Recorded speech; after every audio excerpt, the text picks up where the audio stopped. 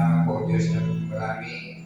I-worship you with patient, Panginoon, sa pagkaligaw aming Panginoon, ikaw aming tagapagligtas, Panginoon. Panginoon, as we come to you, Panginoon, draw near to us, O God.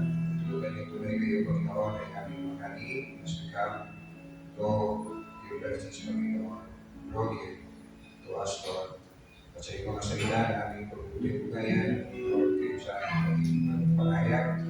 Tulungan niyo, O Diyos, sa pagkabayang niyo sa ating Espiritu, na aming mga tanggap ng pagbiyayan ng sa Panginoon. Hinalain ko ito, ingat niyo sa buhay, na bawat isa na narito sa mga bagay sa buhay, hindi na kami sa mga sa Panginoon. Lord, kayo po ang magpala sa pangalan, kayo mga tangal, kayo mga paragalan sa pag-ibig namin ito. For we ask this, Lord, in Jesus' name.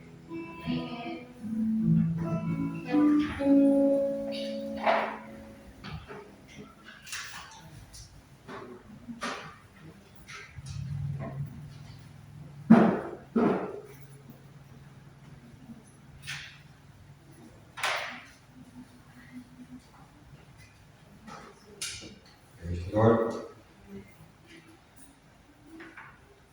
Tayo nga po ay nasa panahon po ng Kapaskuhan at inuulitan natin ang unang pagdating ng Panginoong Jesus, as they call it, the first Advent. At yes, meron din second Advent. That is the second coming ng Panginoon at wala ng third coming. Tumaya pa natin salita ng Panginoon sa 2 Peter chapter 3. Kaya hindi ko po ng pamagat na second coming. 2 Peter chapter 3, buong kabanata.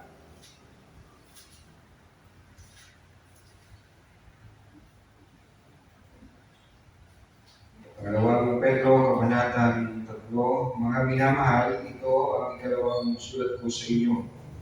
Sa dalawang sulat na ito ay sinikat kong gisingin ang malinis ninyong isipan sa pamamagitan ng pagpapaalala ng ilang mga bagay. Alalahanin ninyo ang mga sinabi noon ng mga banal at propeta at ang utos na binigay sa inyo ng Panginoon at tagapagligtas sa pamamagitan ng mga apostol na sinugo sa inyo. Una sa lahat, dapat ninyong malaman na sa mga huling araw ay pagtatawanan kayo ng mga taong namumuhay ayon sa sarili nilang pagdanasa. Sasabihin nila, nangako siyang darating, hindi ba? Nasaan siya?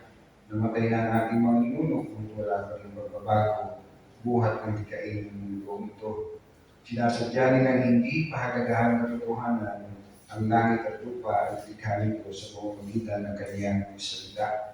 Nilikha ang lupa at sa tubig at sa pamamagitan ng tubig. Sa pamamagitan din ng tubig, ng malaking baha, inunaw ang daigdig ng panahon iyon. Sa pamamagitan din ng salitang iyon ay nananatili ang mga langit at ang lupa upang tupukin sa apoy pagdating ng araw ng paghukom at pagpaparusa sa masasama. Verse 8, mga minamahal, huwag ninyong kalimutan na sa Panginoon ang isang araw ay tulad ng 1,000 taon at ang 1,000 taon ay tulad ng isang araw lamang. Ang Panginoon ay hindi nagpapabaya sa kanyang pangako gaya ng naakala ng ilan. Sa halip, nagbigay siya ng pagkakataon sa lahat sapagkat hindi niya nais na may mapahamak kundi ang lahat ay pagsisi at tumalikod sa kasalanan. Ngunit ang araw ng Panginoon ay darating tulad ng isang magnanakaw. Sa araw na iyon, ang kalangitan ay biglang mawawala, kasabay ng isang malakas na ugong. Matutubok ang araw, buwan at mga bituin, ang mundo at ang lahat ng mga bagay na narito ay mawawala. At dahil ganito magiging wakas ng lahat ng bagay, mamuhay kayo ng may kabanalan at sikapin ninyong maging makadiyos habang hinihintay ninyo ang araw ng Diyos. Magsigap kayo mabuti kung dumating agad ang araw na ang kalangitan ay matutubok at ang mga bagay na naroon ay matutunaw sa matinding init. Subalit ayon sa pangako ng Diyos, naghihintay tayo ng bagong langit at ng bagong lupa na paghaharian ng katuwiran. Kaya nga, mga minamahal, habang naghihintay kayo, sikapin ninyong kayo'y madalang namumuhay ng mapayapa, walang dugis at walang kapintasan. Isipin ninyo kaya nagtitimpi ang Panginoon ay upang bigyan kayo ng pagkakataong maligtas. Taglay ng iyan ang sinulat sa inyo ng kapatid natin si Pablo, taglay ang karunungan ng loob sa kanya ng Diyos. Sa lahat ng sulat niya tungkol sa paksang ito, ganito ang lagi niyang paalala. May ilang bahagi sa kanyang mga sulat ay mahirap unawain at binibigyan ng kahulugan ng mga mamang at magkukulong pag-iisip. Ganyan din ang kanilang ginawa sa ibang mga kasulatan, kaya pinapahamak na ang kanilang sarili. Ngayon, ito'y alam na ninyo, mga kapatid, dapat kayong mag-ingat upang huwag kayong maniligaw ng taong walang sinusunod na batas. Sa gayon, hindi kayo matitinag sa inyong mabuting kalagayan. Sa halip, patuloy kayong lumako sa kagandahan loob ng ating Panginoon at tagapagligtas na si Yesu Kristo at sa pagkakilala sa Kanya. Sa Kanya ang kaluwalhatian ngayon at magpakailanman. Amen. Diyos ang pala sa Kanya salita. Ngayong araw ay natapos namin yung sa Siot kasi pupunta po doon twice or thrice a week. Tinuro ko namin kung pinag-aralan yung 1 Peter at 2 Peter. So ngayong araw kami nagtapos. Kasi 3 times a week sila. So talagang yun ang isang bagay na nagpapa-excite sa amin pumunta sa Siot dahil because 3 times a week silang dumadalo. So natapos na namin na talagang ginawa namin verse by verse ay Book of Acts. Malala ko lang ba namin natapos? Siguro 6 to 7 months. Gospel of Mark. At iba pa, hindi ko naman ikaw lang lahat. At itong huli namin pinag-aralan ng 1 Peter and 2 Peter. Now, let me give you tatlong puntos. Una, ang pakay ng sulat ni Apostol Pedro o ni Apostol Pedro. Pangalawa, ang pinagmulan ng paalala ni Apostol Pedro. At pangatlo, ang paalala o ang mga paalala ni Apostol Pedro.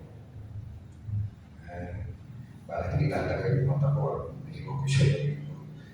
Okay, ang pakay ni Apostol Pedro. Again, sabi ko sa verse 1, ang minamahal, ito ang dalawang sulat ko sa inyo.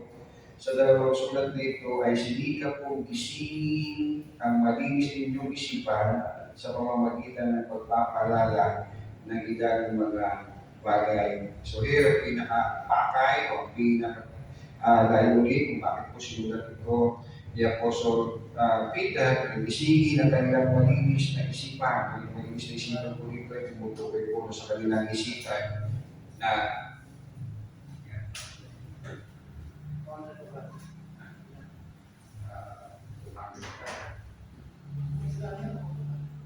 yung pwede na, mas malinaw kaysa sa una.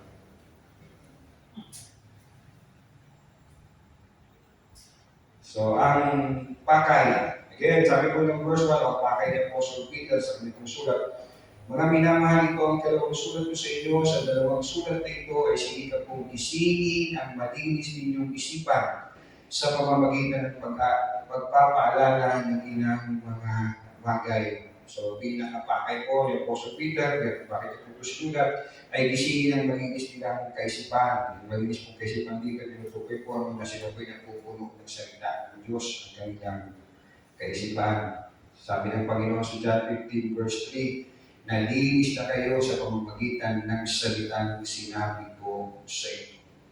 So, gisingin ang kanilang malinis na kaisipan at paalalahanan sila ng mga bagay-bagay nito ng salita ng Panginoon. Sa ESV ang ginamit ay to refresh your memory. So, sariwain ang inyong mga alaala sa salita ng Diyos. Ito po, every time tayo pinagtitipon sa lugar na ito, o meron pagtitipon na tulad ng ganito, tayo pinagtitipon para hindi lamang sambahin ng Panginoon, in fact, isa sa paraan ng pagsamba sa Panginoon ay pag-uli-uli ng kanyang salita. Amen? So, inaalala natin, re-refresh natin sa memory natin ang salita ng Panginoon. Siguro, sa mugyo na sumagi na sa isip ninyo, hanggang kailan natin pagbubulay-bulay na salita ng Panginoon. No? Palagay ko hanggang sa muli pagbalik ng Panginoon. Doon na sa langit, wala na sa Bible study. And we have perfect wisdom now, we have perfect knowledge now. So habang tayo pinasa mundo ito, patuloy natin kung aalalahanin, kung gulayan ang salita ng Panginoon. So ito po yung pinakapakay, attention po ni Apostle Peter para sa liwanag sa kanilang kaisipan ang mga alam na nila o alam nila ang mga salita ng Panginoon. Ito po, katulad ko, whenever we gather in this place, naalala natin ang salita ng Diyos. And so, kayo din naman, ang intention ng bawat sa atin ay tunay na maalala.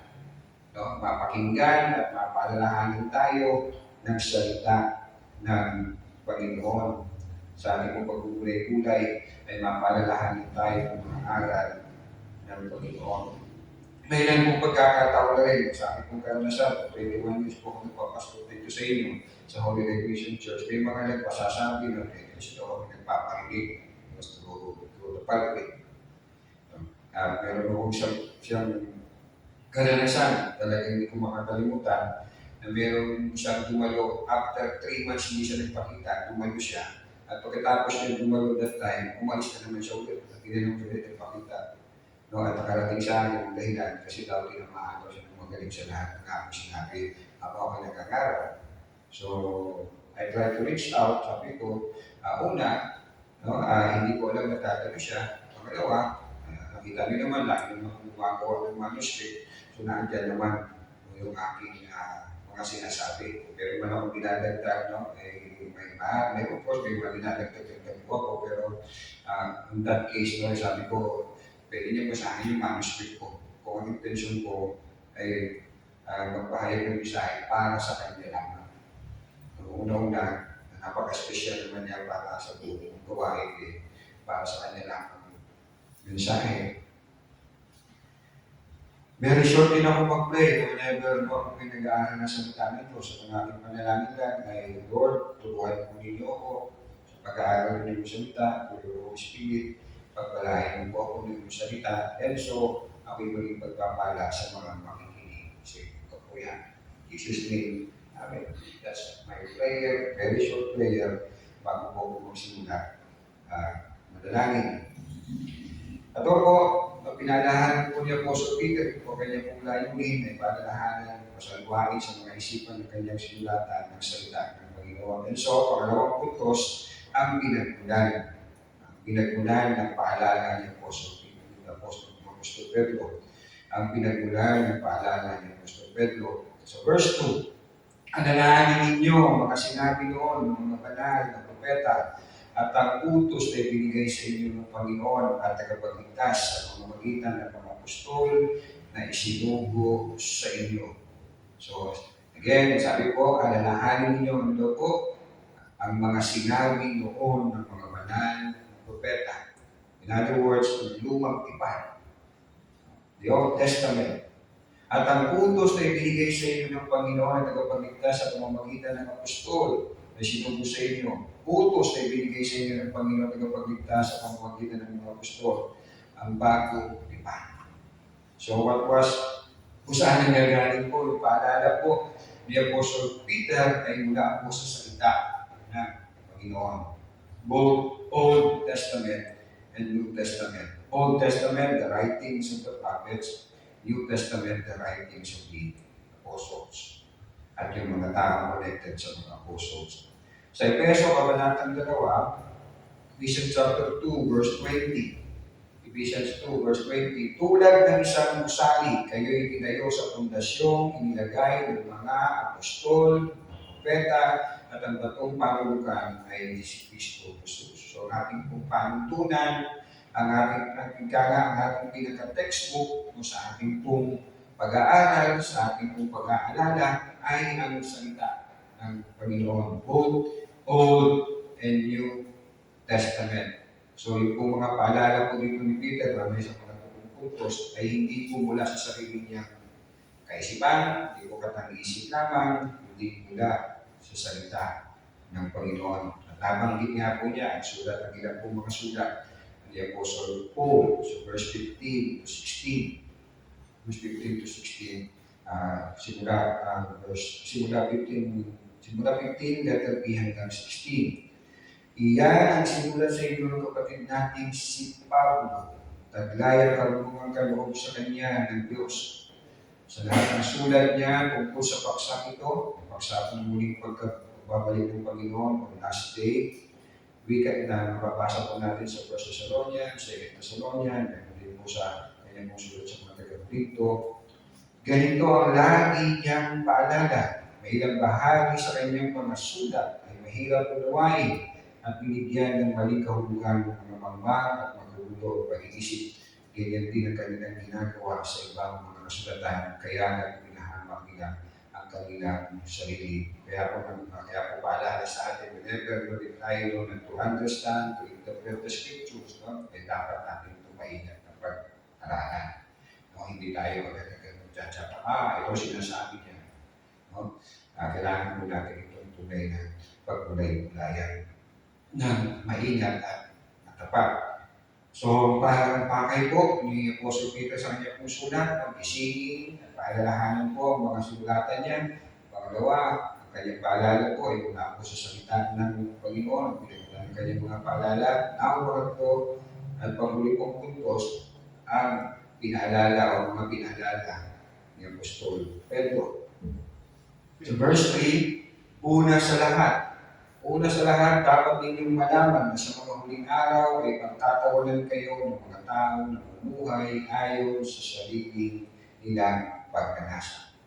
So una po niyang paalala ng mga mangyayari, o isa sa mga mangyayari, no, sa mga huling araw na tutuyain tayo, pagtatawanan tayo ng mga taong walang pananampalataya dahil sa ating pananampalataya, dahil sa ating paniniwala.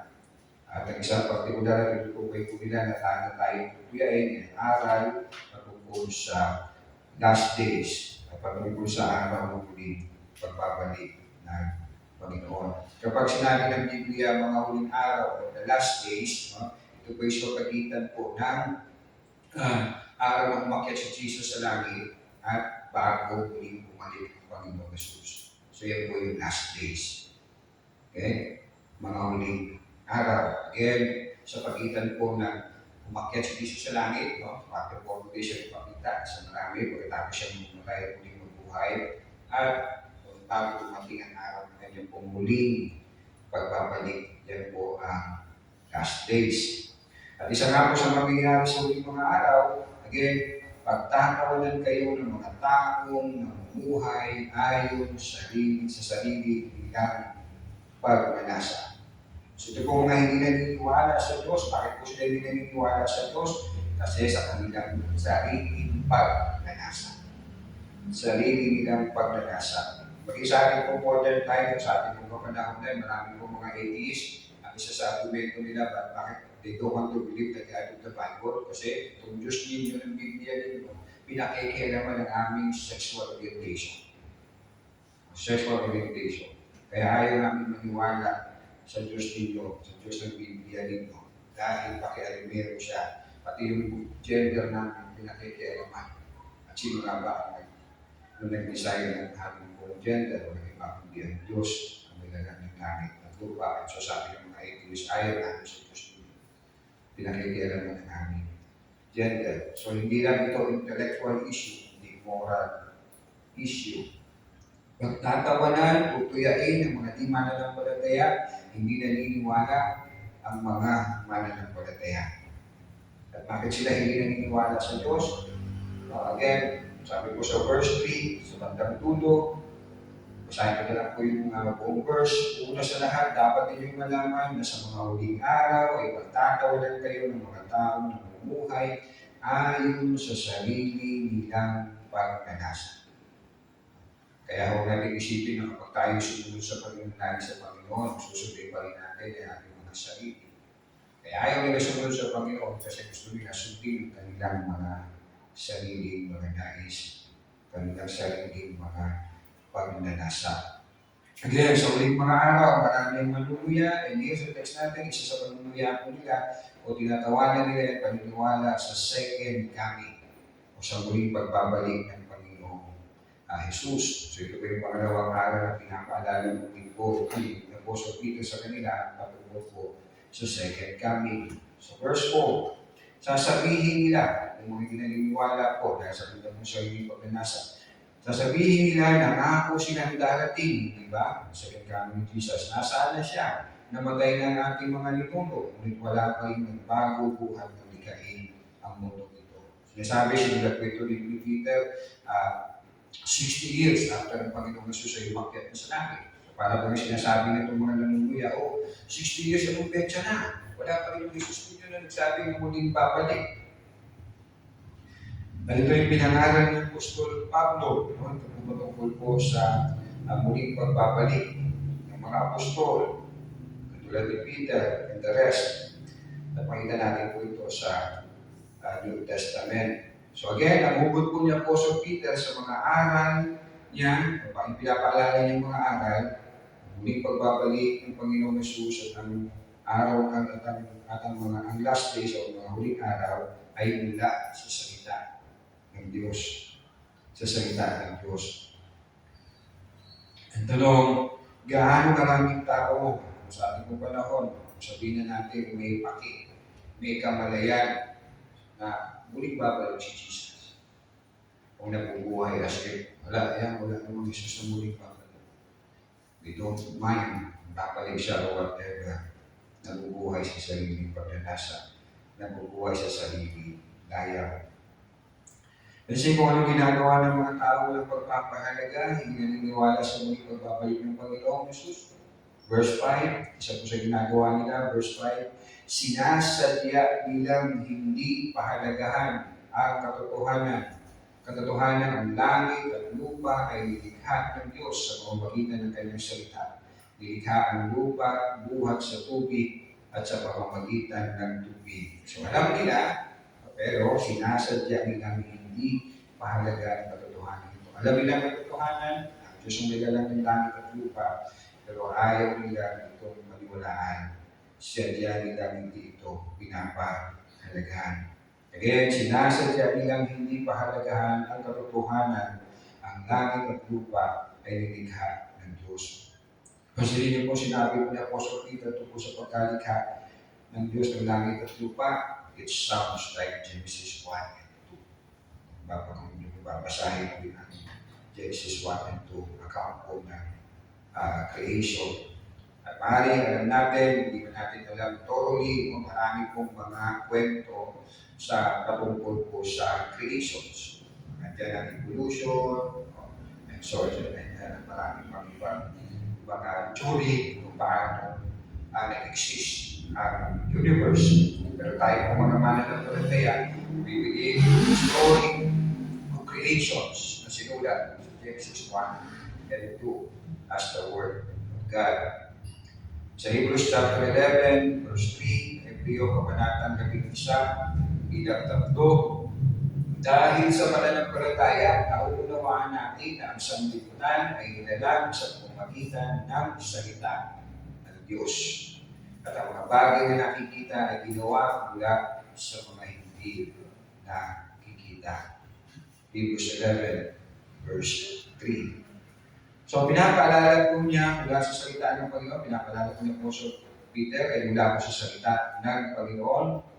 At po ang mga mangyayari sa huling mga araw at ang araw ng muling pagbabalik ng Panginoon. So, verse 10, ngunit ang araw ng Panginoon ay darating tulad ng isang magnanakaw.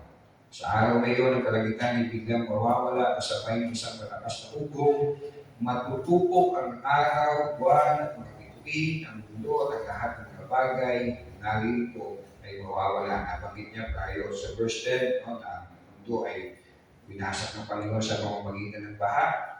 Genesis chapter 6, again, mula sa salita ng Diyos ang hugot po niya po sa Peter, ang mapaalala po niya, now, darating ang kawakasan ng mundo sa araw ng pagbabalik ng Panginoon, mawasakin niya ang mundo sa pamamagitan naman ng apoy.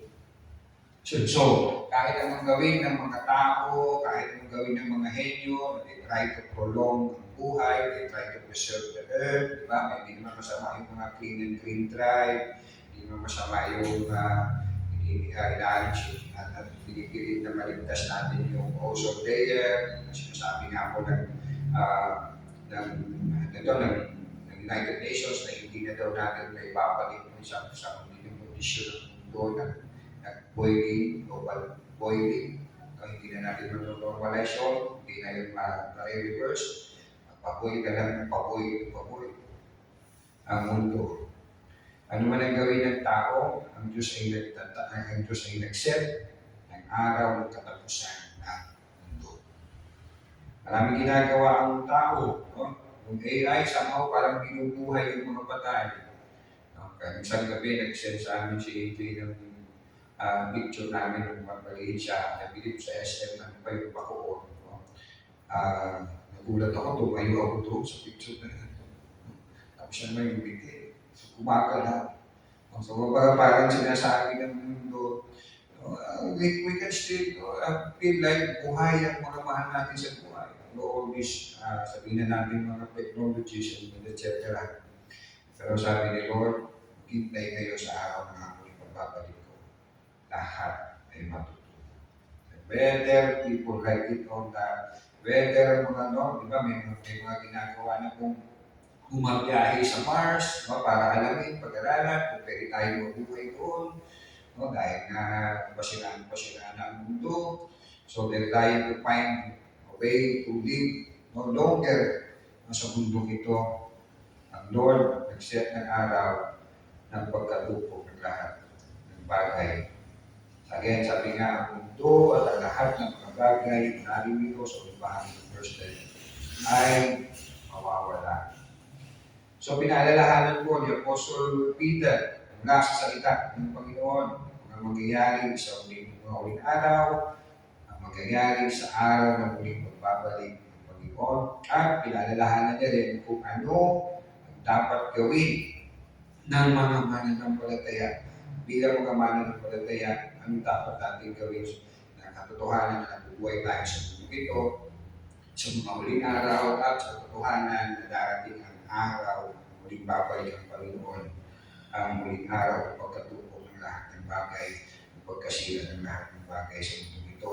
Paano daw tayo dapat bumuhay? Verse 11 and 12. Verse 11 and 12. At dahil ganito ang magiging wakas ng lahat ng bagay, mamuhay kayo ng may kabananan at sikapin ninyong maging maka-Diyos.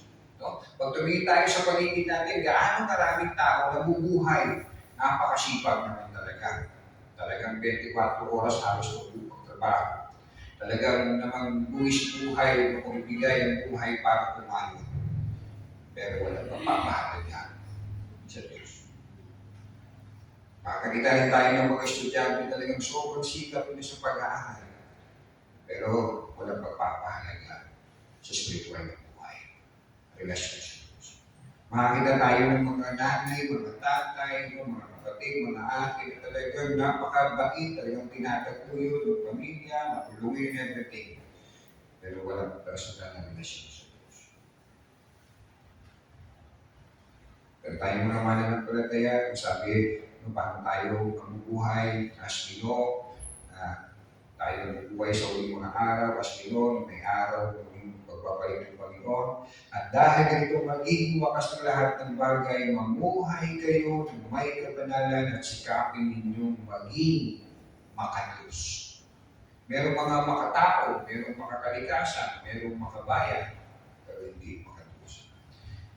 Pero walang makadiyos, hindi makakalikasan, makatao, at makabayan. Verse 12, habang hinihintay ninyo ang araw ng Diyos, magsikap kayong mabuti upang dumating agad ang araw ng kalangitan ay matutupok at ang mga bagay na naroon ay matutunaw sa matinding init. Kung dumating ang araw ng Panginoon kahapon, paano kaya tayo nabuhay? Nabuhay tayo para sa kanin, nabuhay tayo para sa pera, nabuhay tayo para sa pangalan, nabuhay tayo para sa pamilya. Ang may nagbibahal sa mata ng mundo. Pero nabuhay na tayo na maka-Diyos.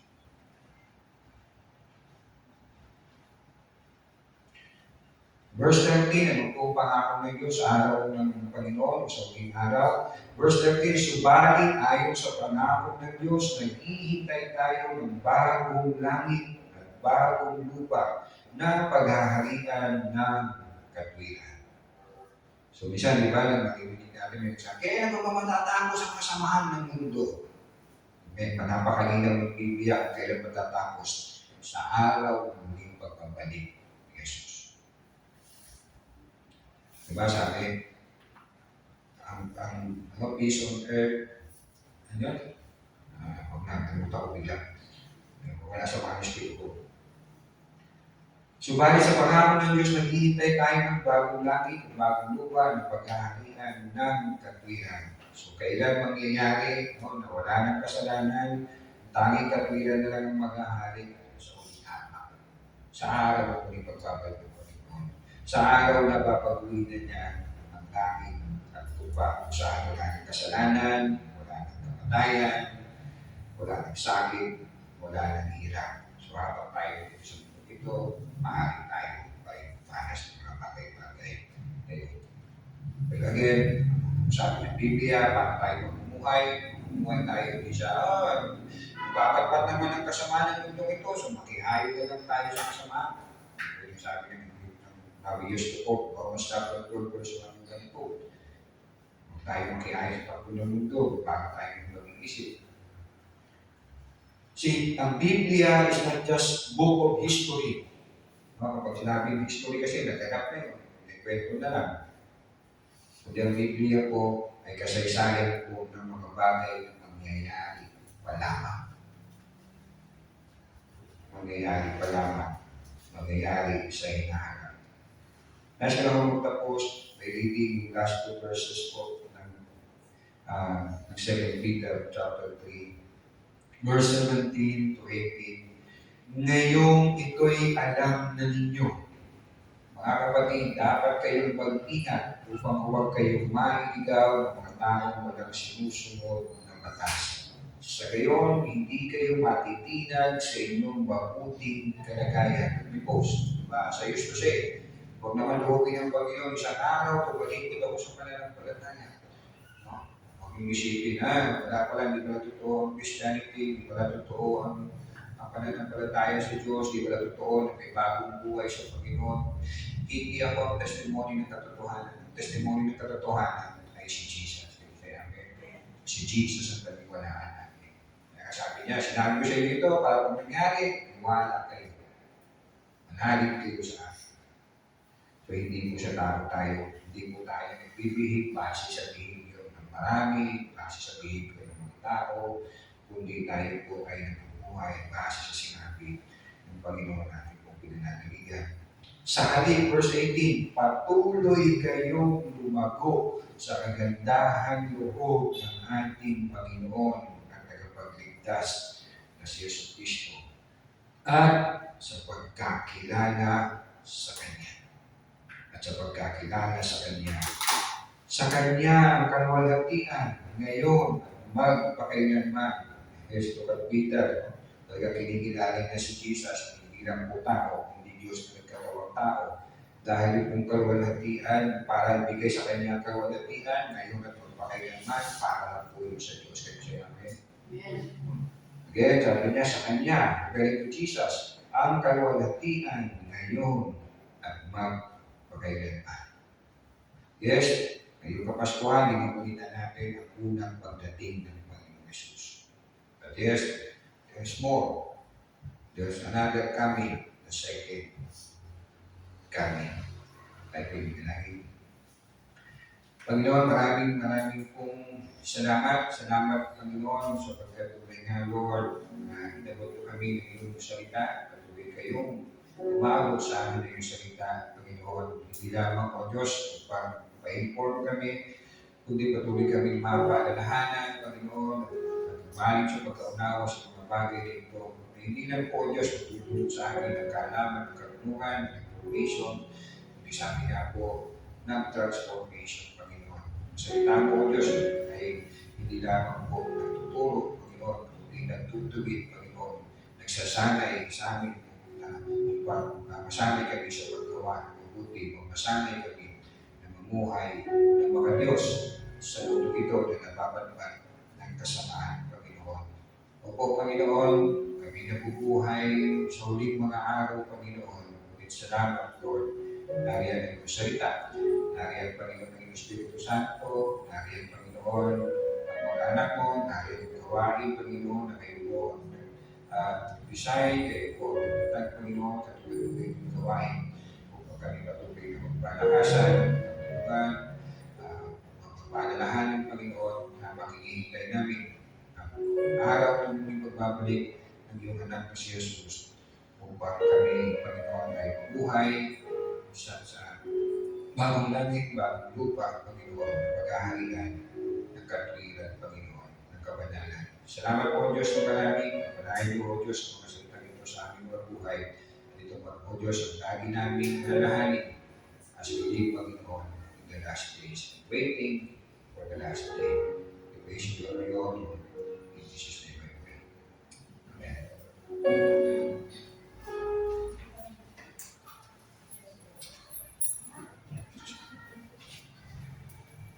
Salamat po, Pastor. Dako po tayo sa tithes and offering. Tayo po yung pwede na